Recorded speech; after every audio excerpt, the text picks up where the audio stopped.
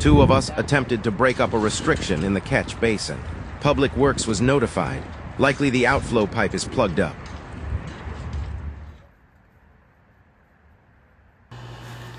Before I even got to work today, I got a call at home about the parking lot being flooded.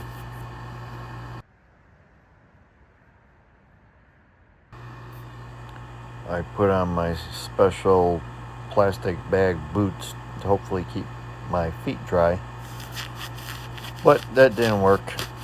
Feet got wet. It was very uncomfortable.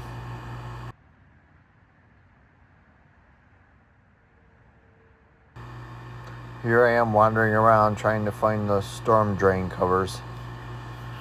I did not. Decided to go in the building and get the site plans, and then I came back out and I was able to locate them. I was assuming they'd be like in the center lane of the parking lot, but they're not. They were off to the side, which you'll see later somewhat.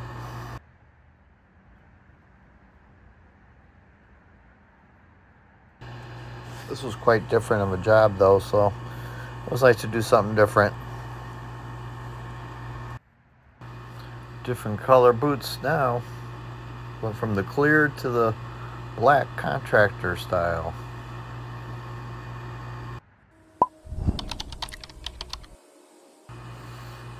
Naturally, I couldn't see the surface of the parking lot because the visibility was bad, which you'll see later on in one of these clips.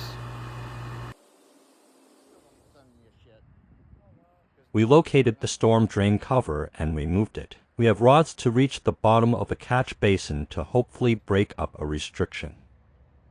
This did not happen. It was determined that the restriction is in the outflow pipe to the next catch basin.